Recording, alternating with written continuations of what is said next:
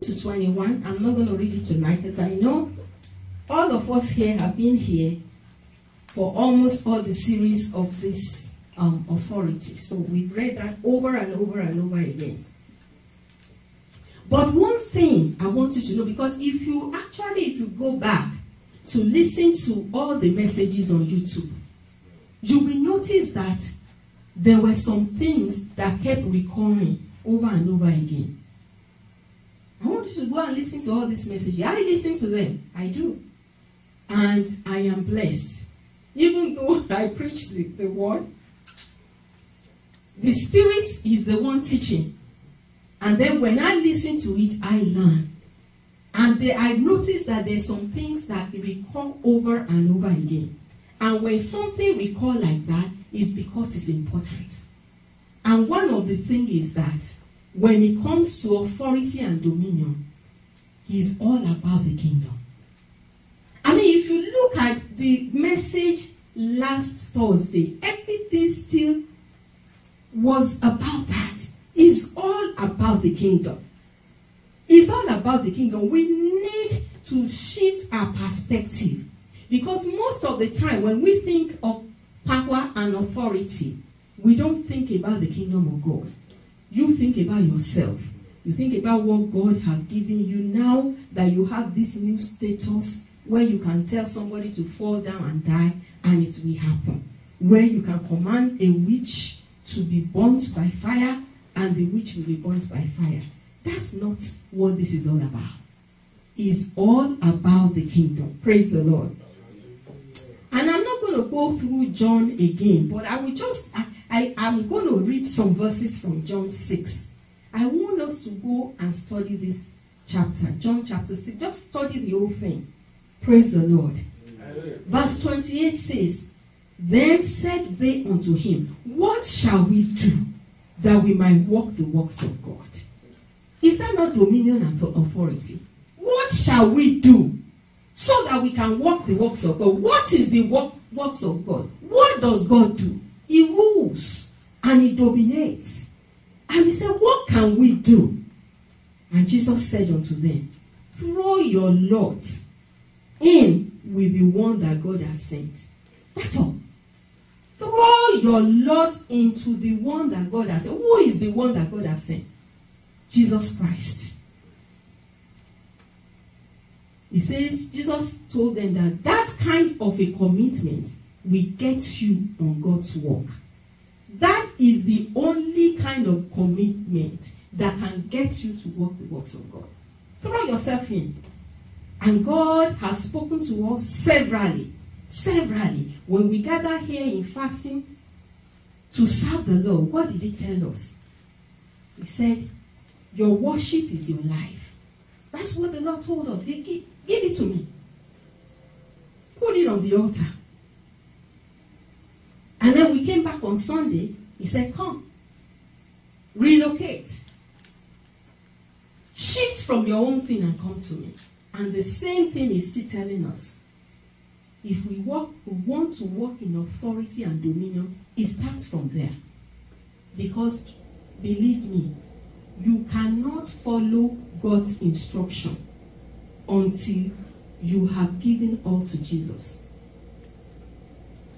And I'm going to say that again. You cannot follow God's instruction until you have given your all to Jesus. And if we cannot follow God's instruction, we cannot operate his dominion. How can you operate dominion when you cannot follow instruction?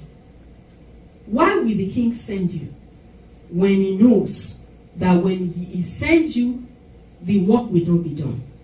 So why will he bother? Praise the Lord. That was what happened to Peter. Peter said, I will die with you. Oh yeah, sure, you will. But when he came, did he die? So, the same thing with us. We tell the Lord a lot of promises, but he knows what is in our heart. We need to totally give ourselves to God. like Paul did, and like Peter eventually did. When we do that, it is not a problem for us to operate in authority and dominion, because that is what God does. That is his works. So if we become unraveled in God, we walk his works, and we don't have to try. Like God was speaking to me this morning. He said, when you stand to minister, don't try. And it's funny, you know, because that's how we human beings are wired. You think, you just, and sometimes it's not an ulterior motive. You understand what I'm saying? When you see somebody that is in need, and you have compassion for that person, you just want that person to be touched. And then you feel inside, what else can I do to help this person? And when it's not done, you feel disappointed. You feel like, oh, maybe if I had prayed enough, or maybe if I fasted before the meeting, or maybe if I did this and this. God said, stop doing that. He said, because the receiving of the people is dependent on me and them. All I need to do is do what he sent me to do. And that was why when Jesus was here, not everybody received from Jesus. And he didn't care. The only thing that Jesus cared about is what the Father wanted him to do. And when he gets there, he will do what the Father has sent me. It is left for the people to have faith to receive what the Lord has brought for them. And we know that there was some places, especially Jesus' hometown, where in spite of the presence of God, the people were not able to receive. It's not because something was wrong with Jesus. He's done his own part. And we see that even sometimes when Jesus was not aware, somebody that has faith can receive. Because we saw that with the example of the woman with the issue of blood. She was behind Jesus. Jesus didn't even see her. But she had faith, and God was present. And Jesus went about doing what God sent him to do. Somebody had faith and received. Praise the Lord. Hallelujah. Let us come to the presence of God in faith. Because one thing I know is that here, God is always here. And as much as I am so burdened for everybody that comes here, I tell you, you don't know. You don't know. You don't know. Because I tell God, I say, why send me if life will not change? Do you understand what I'm saying? Why? We don't need another church. Do you understand? We don't need another pastor. Do you know how many pastors we have in the state of Texas? That's not what we need. So if I now join the group of pastors and then I add one church to all the churches we have, and the people come and go the same, what's the point? And that's what I tell God all the time. What's the point? Something must give. And that is why I believe that if you keep coming here, you cannot remain the same. Because that is the reason why God sent me out. You know, I was listening to, finally, I got to watch, I haven't even finished watching it, my birthday DVD. Finally, since August last year, I got to watch some of it, and I'm still going to watch it over and over again. I watched the time that I was being prayed for. And the bishop said something. I didn't even remember, you know, festivity, you cannot remember all the things that happened. Bishop said, some people are sent. He said, some people are encouraged to go. He said, some people go because they want to go. Listen, when you are sent, it's not about you. When you are sent, it's not about you. When somebody encourages you to do something, it might be about you. Or it might be about the person that is encouraging you to do it. And also when you go, definitely most of the time it's all about you. But when you are sent, it's a different story. And for the first time in my life, now I understand why people give their life for a cause. I never could understand it. You understand what I'm saying? They will say, the black people, because you want to stop slavery, you now go and I will say, I used to think it's stupidity. You understand what I'm saying? I mean, I'm not saying don't fight for these people, but protect your life for goodness sake. But now I understand. When you are sent, it's not about you anymore. It's not about you. You must do what you are sent to do. And I understand Paul also now. When somebody took the girdle of Paul and tied it, and he said, this person that have this cloak, this is what is going to happen to him. Paul said, I don't care. If you like, take my cloak and cut it into 1,000 pieces and say that is what is going to. I must go. I must go. And some people will think he was stupid or foolish. No, he was not foolish. He was sent. And he must go. And people started to cry. You know, when emotion enters something, what are you going to do? It's not funny. Because it's not easy, you know. It's difficult enough for you to make up your mind to go. And then people are now weeping all around you. Is that not an excuse to sit down? You say, God, you know my heart. I really want to go. But look at all these people crying. He didn't care less. He went. Because he was sent. He must go. Praise the Lord. Hallelujah. Praise the Lord. Hallelujah. So when God sent a man to do something, that thing must be done. And that is what is going on now. We have not seen anything yet. And it doesn't have anything to do with me. Because I will say that everything that Paul did had nothing to do with him. He wasn't even there when Jesus was there. Those that were there, even John, that always lay on the chest of Jesus Christ, was not able to do what Paul did.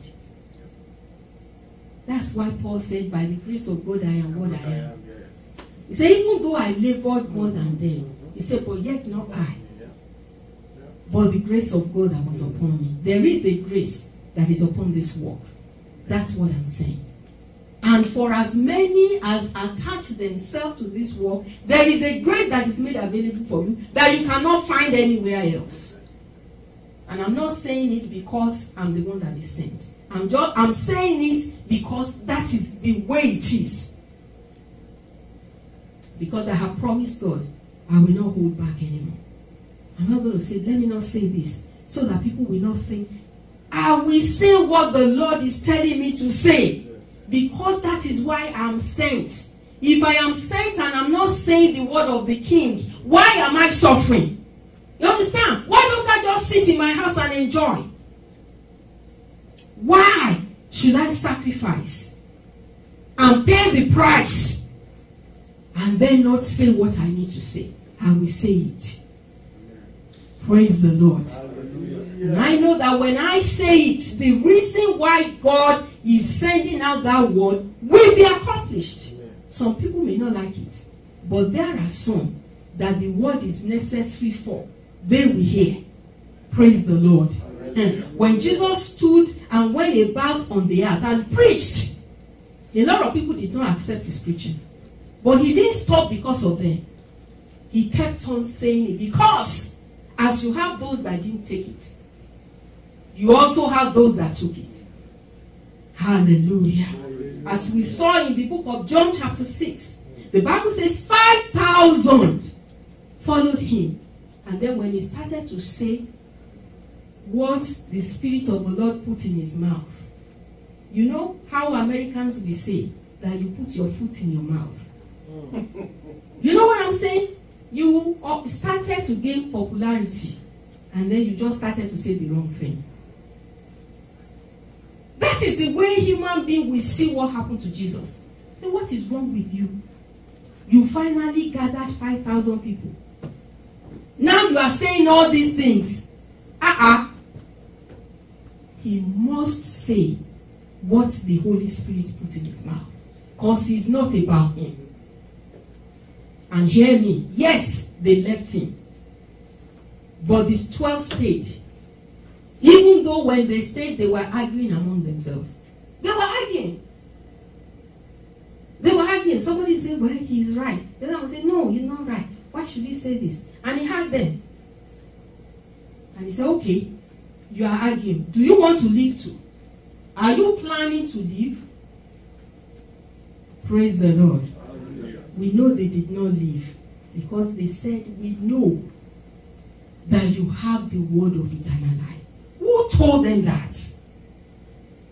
Praise the Lord. Hallelujah. Praise the Lord. Hallelujah. Praise the Lord. Hallelujah. Praise the Lord. The word of God must go out. Because there are people that God has sent to receive the word. And if somebody heard that word, they will not have the privilege to receive it. But we thank God because in this house, no word is heard. As it comes, we spill it out. Because as we spill it out, more will come. If you heard the word of God, no, it will not come anymore. I'm telling you. And that's the problem with a lot of preachers. They don't know. They have a little revelation, they are trying to hold it. Because they plan to write a book. And they don't want somebody to undercut them. You know what I'm saying? If God give me a revelation and I come and preach it, you can go home now and go and write. Before I put my own heart together, you already publish your own book. And then they will hold it. They hold it. It's not like that. And let me tell you, I have to confess I've done it before too. Praise the Lord. Hallelujah. But I know better now. I know better. I don't even wait. As it is hot, I am spilling it out. I'm not even allowing it to digest. I will just spill it out. If you like, write 1,000 books. I will be so happy. Because the reason why the word is going out is so that somebody will proclaim it.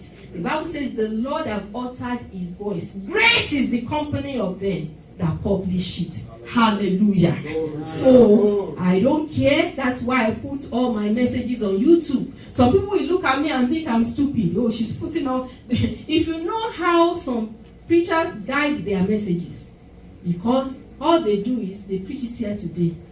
And then and then when they preach it, they always are smart to put where they have preached it. So when you invite them back to the same place, they make sure they don't preach that one. But when they go to the debate, so they already have all these materials. So that's why they cover it, because they will keep preaching and preaching the same thing. The Spirit of God is not like that.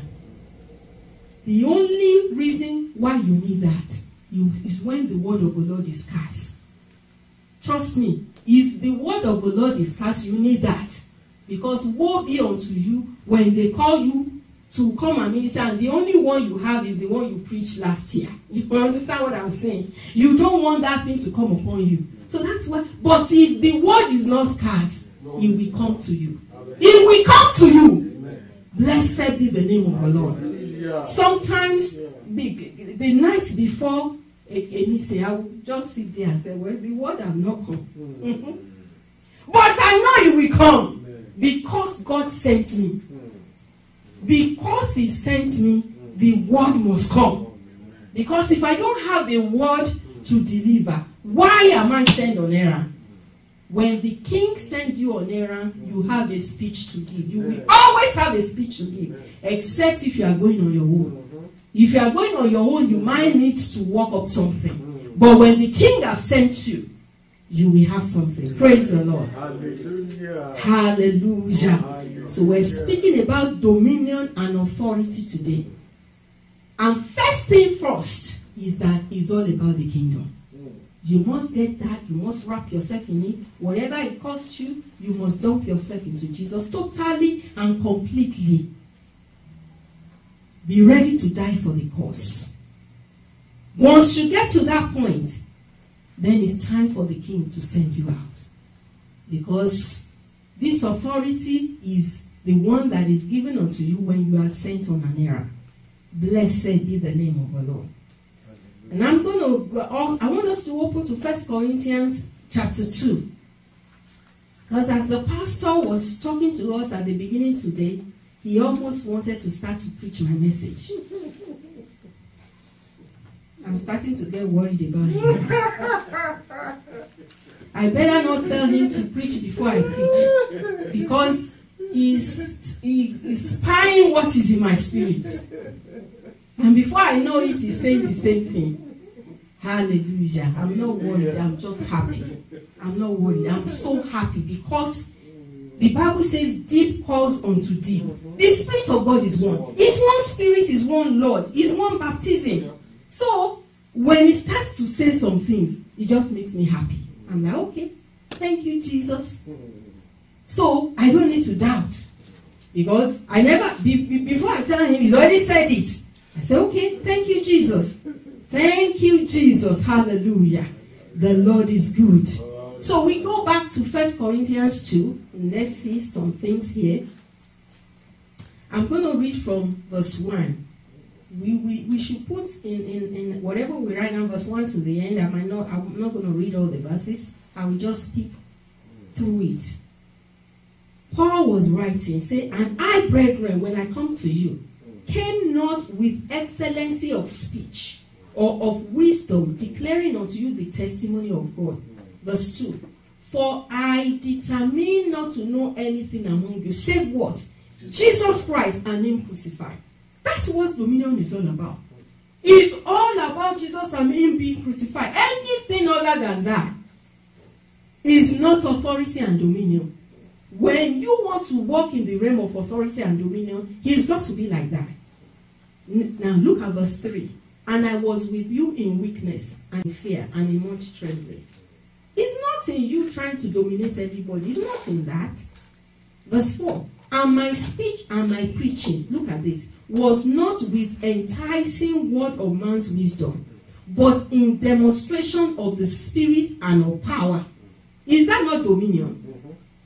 He said, the speech that I give you is not about my eloquency or me trying to tell you some things using human wisdom. He said, no. He said, it is by the demonstration of the Spirit and of power. Verse 5. So that your faith should not stand in the wisdom of men, but in the power of God. Do you know the greatest problem that the church have in our generation? The faith of men and the faith of women is not in the power of God. It's in the wisdom of men. And that's why people are seeking after people and not God. Their faith is based on the wisdom of men, not in the power of God. But when we want to exercise dominion, our faith must be on the power of God. Because when your faith is based on the wisdom of men, it's not going to work for you.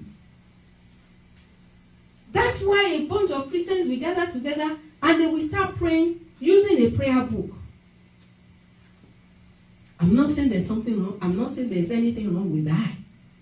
But when you start to pray and your prayer is not in line with the word of God, then something is wrong with that one. Because prayer is now based according to the wisdom of man. Wisdom of man. And it brings no results. But in spite of that, people still doing the same thing over and over and over and over again. Then you say, my head must lead me. And my head, and then everybody will be jumping down and putting your feet under my head. But it's not in the Bible. There's nowhere in the Bible where the Bible says pray like that. And the Bible says you have not. You ask and you have not. Why? Because you are asking to your own lust. Why are people saying my head should? Why? Is it because of the kingdom of God? That heard that they want to be better? Is it because of the kingdom of God? Do you understand what I'm saying? Or is it because you want to be better than your neighbor? Or you want to be the richest in your block? Or in your family? May the Lord help us. So our faith should not be based on the wrong thing. Not to satisfy our lust. We must care about the kingdom of God. About the kingdom of God. About the kingdom of God. Praise the Lord. Verse 6 says, howbeit we speak wisdom among them that are perfect, yet not the wisdom of this world, nor the princes of this world that come to nothing. You see, we're still going to do a series on wisdom. So I'm not going to spend so much time on this because it's so deep. The Bible says that we speak wisdom. Number one, is not the wisdom of men, not the wisdom of this world, nor the princes of this world. Those are two different types of wisdom. The wisdom of this world is the wisdom of men. And then the wisdom of the princes of this world. Who are the princes of this world? Satan and demons. When a man starts to operate in the wisdom of man, and you continue long enough, you will be helped. And I know Pastor Boye preached that when he was talking about the wrong mind. I pray that people have understanding. Because your wrong mind, it might be the flesh. Carnality. That's where it starts. But when you get up to a point, the princes of this world will come and help you. And when the princes of this world is helping you out, you are in a dangerous place.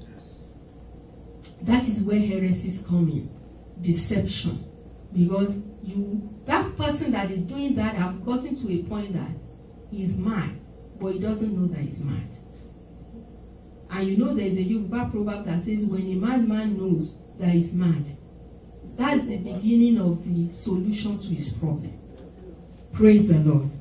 That will not be our portion in Jesus' name. And for those that are already in that realm, God will deliver you. Because like I said, you are there, you don't know. And when I'm saying this, I'm not talking about people that are far away. Because this almost happened to me, or maybe even happened to me. Do you understand what I'm saying? I am saying almost. But maybe the way God saw it at that time, maybe it's already happened. Because when it's happened, you won't know. You that is involved, you don't know. Thank you, Jesus, for delivering me. I'm telling you, I will dream. I'll say, I lost my bag. That bag, that's what I always see in the dream. I will lose my bag. I'm like, I will be scrambling around in the dream, looking for the bag. I will be so distressed. And I will wake up. And I was dreaming this dream for years. And I try to find interpretation. But you know how we do. We always wait till the last minute to pray. Instead of you to pray, you will go and ask somebody. I tell them, what do you think the meaning is? That person will tell me one meaning. It's the wrong meaning, but I will choose to believe that one instead of going to pray. I went on the internet. Lose your wallet. Lose your ID. Google it. They told me several. I'm just being honest right here. They will bring up several things that it will mean. But guess what? They were not the meaning. God was warning me. My dear daughter, you are losing your identity. I was in church. I was losing my identity because I started to put my trust in the wisdom of men. And my faith started to be built on the wisdom of men. And I didn't even know it. I didn't even know when I crossed the line. But I thank God that He brought me back. God will bring you back. Amen. It does not matter how far you have gone. God will bring you back. Because that is Satan's strategy. Because once you are taken away like that, you are not a threat anymore. You are not a threat. Be crying and be jumping and be yelling and be praying. You just keep doing the same thing. Because I tell you, I got so tired of doing the same thing. Because I just said, thank God that I've been born again for a long time. Because if not, I won't even know. You understand what? That's how subtle this thing is.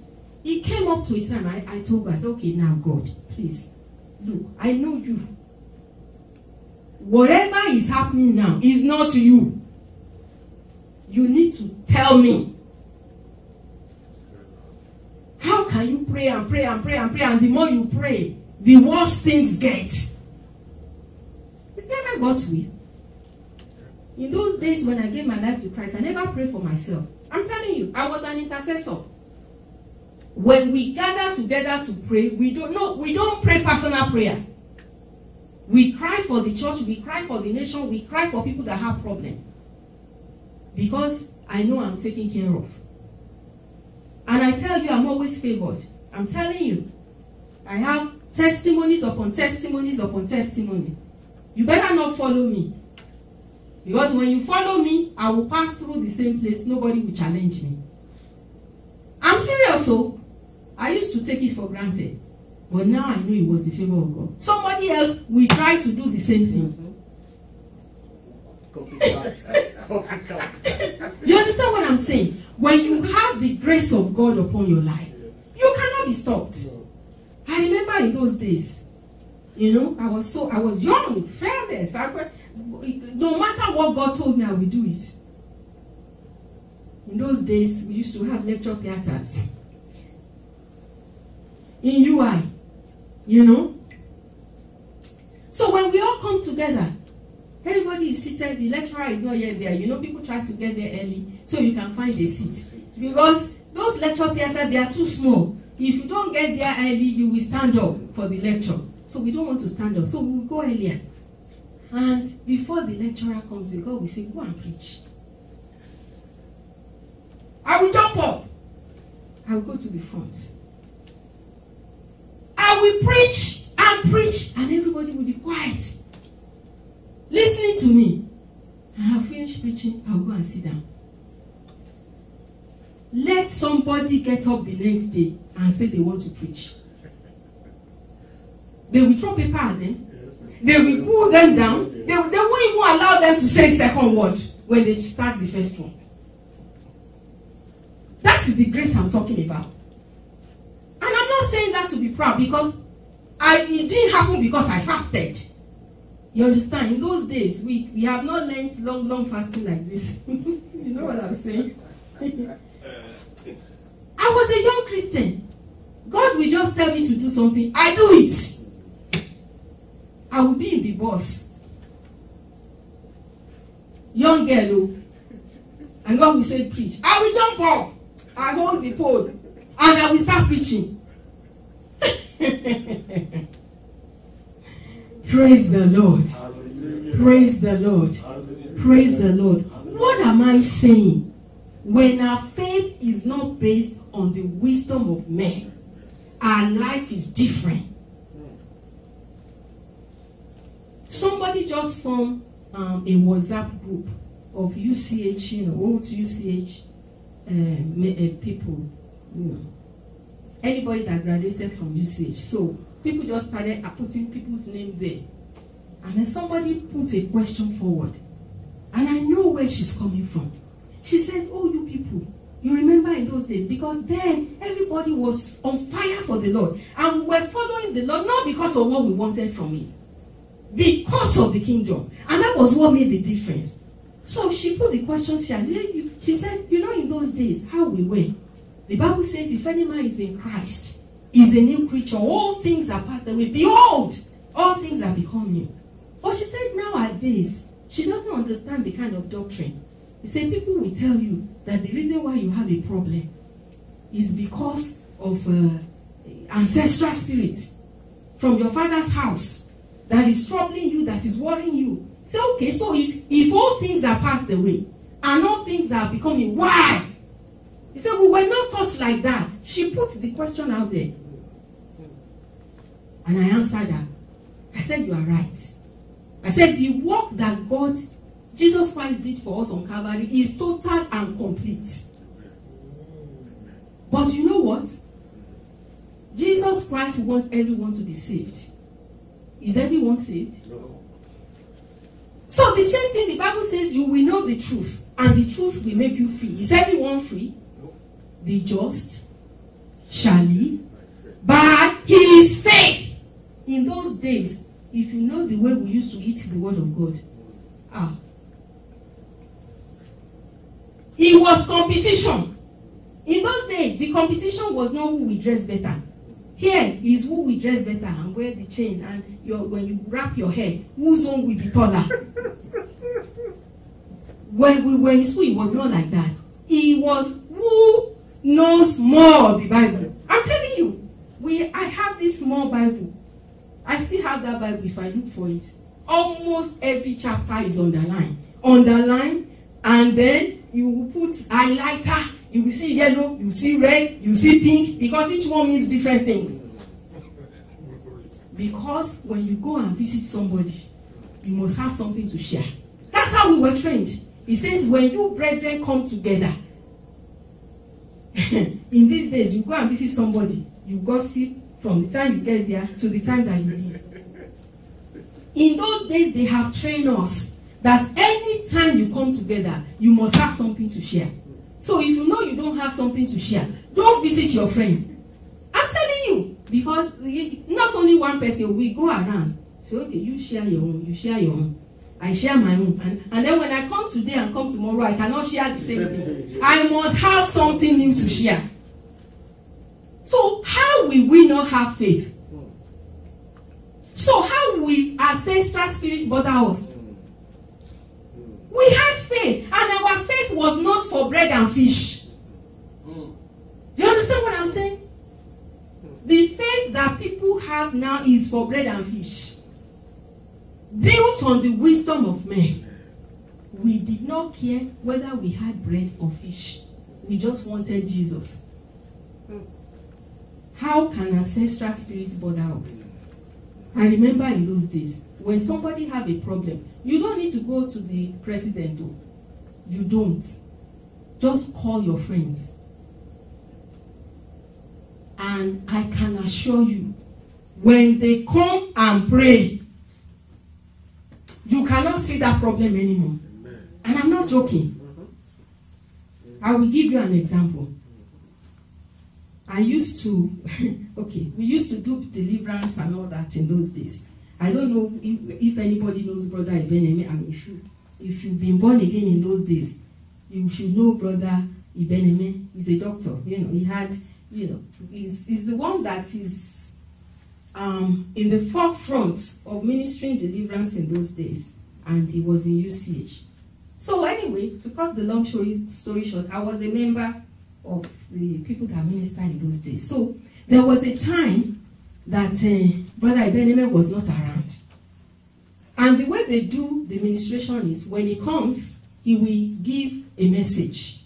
And then after the message, he will now say, let everybody start deliverance. So people that have problems will come out. Ministers will pick them. They might say 2 of you to 1 person, or 3 people to 1 person. You minister to them until their problem is solved. So one of the brothers called me and said, will you give the message on that day? Of course, you know, I didn't care then. You just ask me, as long as he's the Lord, I have to say yes. I said, yes, why not? And God gave me a powerful message. I went there. I gave the message. And we did the deliverance. Ha! I did not know that Satan had targeted me. So that week, hey, the kind of pain that I had that time, I've never had that kind of pain before in my life. I mean, after that time, even when I was having my child, I didn't have pain like that. When that pain came, it was so bad that they had to take me to the emergency room. They had to give me narcotic injection for the pain to go away.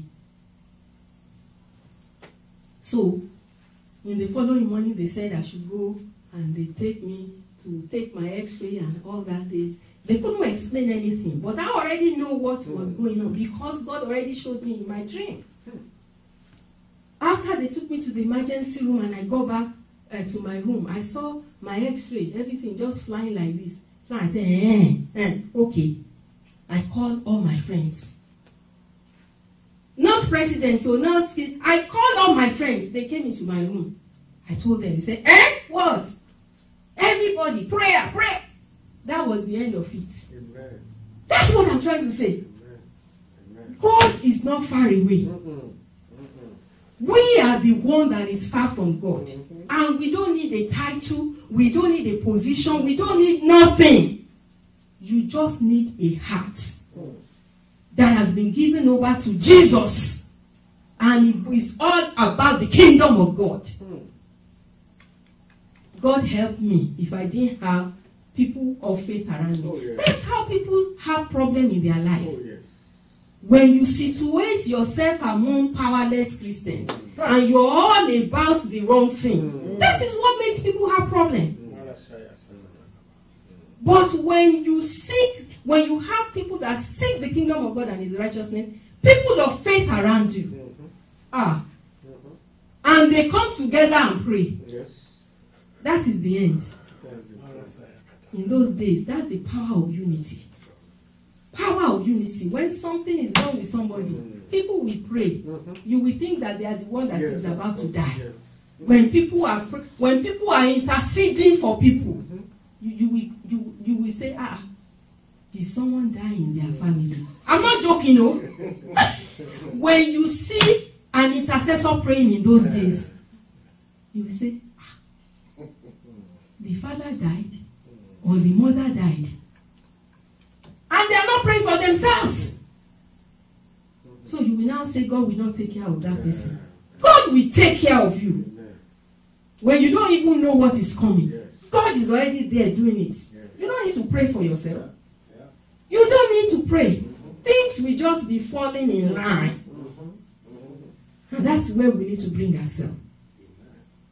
Praise the Lord. Hallelujah. Praise the Lord. Hallelujah. Verse 7 says, but we speak the wisdom of God in a mystery, even the hidden wisdom which God ordained before the world unto our glory, which none of the princes of this world knew, for had they known it, they would not have crucified the Lord of glory.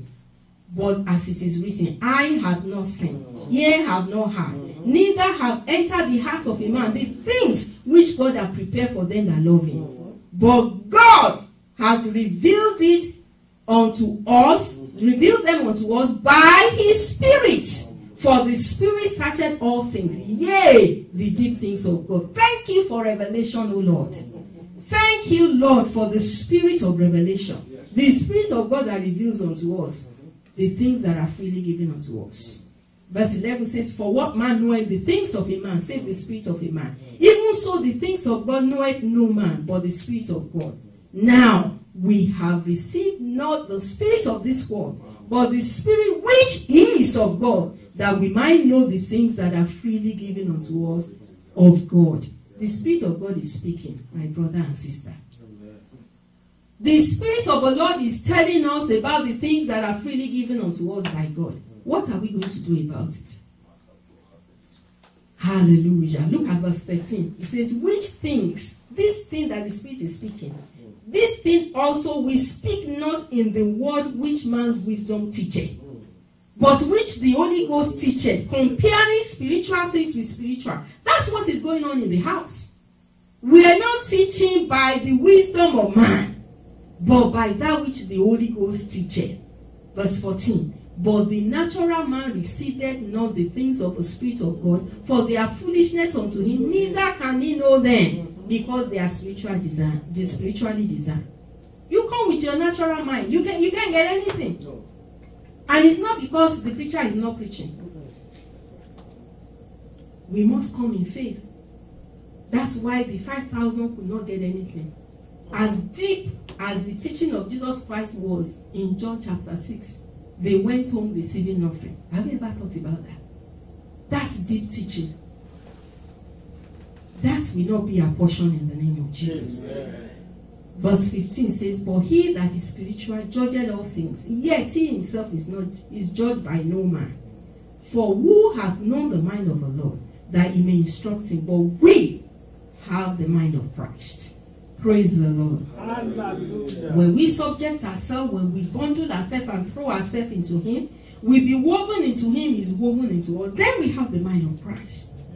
And when we have the mind of Christ, we cannot but operate in authority and dominion. Because that's what he does. Praise the Lord. Praise Jesus. So I'm going to move on. All this I've said is still talking about the kingdom of God. It's all about the kingdom.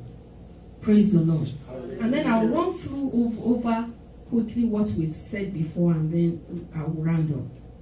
We've talked about the mouth. The mouth, the word of the king, and faith. We will wrap all this together, because when you have the mouth, it's not enough to be able to speak. You must speak the word of the king.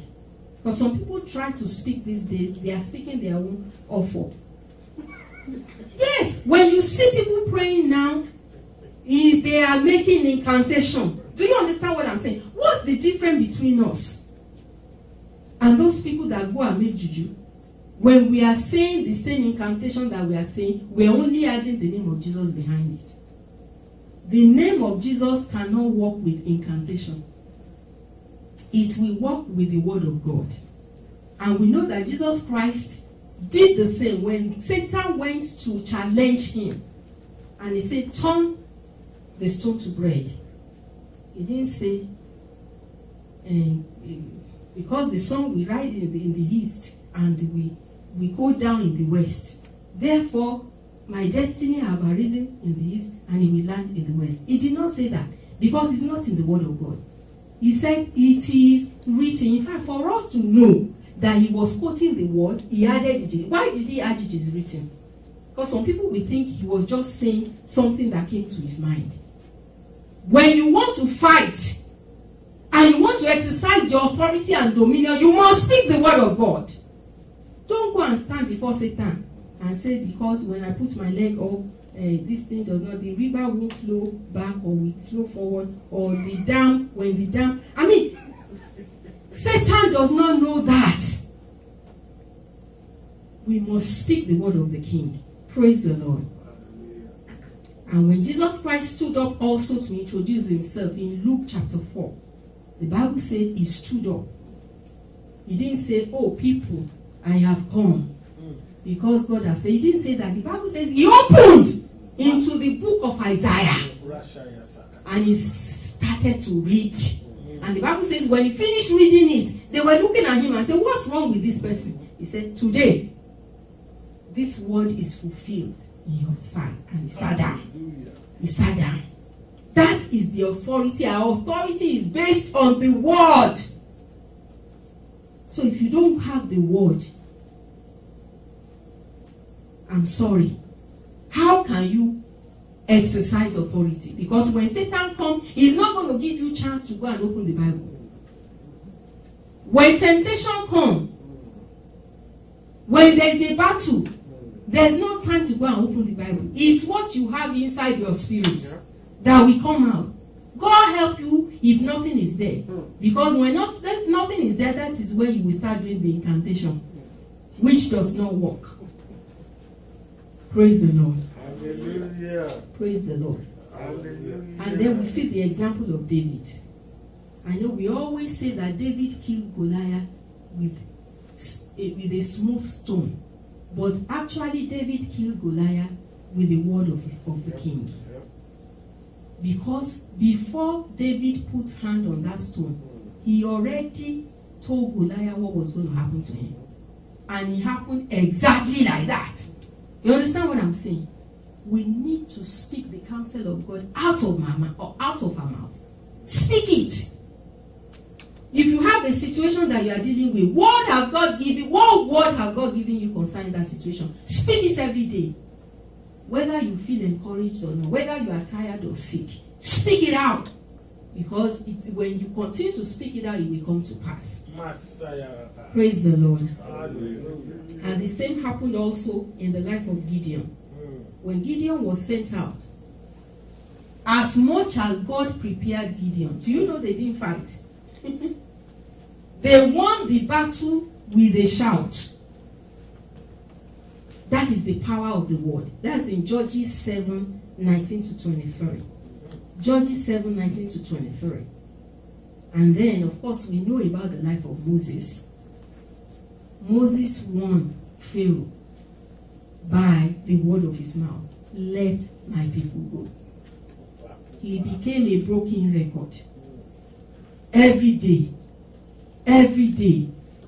But you know what? Because he spoke it long enough, it came to pass. In spite of what Pharaoh did not to let it happen. And it came up to a time that Pharaoh said, let me cut a deal with you. Let the adults go. Leave the children. Do you know what Moses told him? I love that.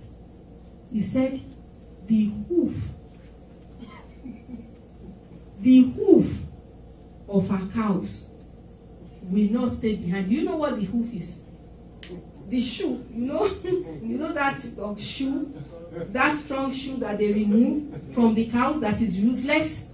He told Pharaoh, he said, the hoof will not stay behind. Hallelujah. Blessed be the name of the Lord. Hallelujah. And we all know that the hoof did not stay behind. They left with all their children, with all their cattle, with all their things, with the things of the Egyptian. Hallelujah. That is what the word of the king can do. Blessed be the name of the Lord. Hallelujah. God is able to do exceedingly abundantly, above what we can ask or think, according to his power that is at work. When the children of Israel were crying to be delivered, they didn't ask for silver and gold. They didn't need anything from the Egyptians. They just wanted to be free. But God said, you will not only be free, I will also give you things. So what am I saying? Wherever your situation is tonight, God is able to do much more than just solve it. Praise the Lord. Hallelujah. Praise Jesus. Hallelujah. Thank you, Jesus. Hallelujah. And we can see in the book of Ephesians chapter 6, when the Bible talks about putting on the whole armor of God, the only offensive weapon we have is the word of God. The word in our mouth. The word, what is the use?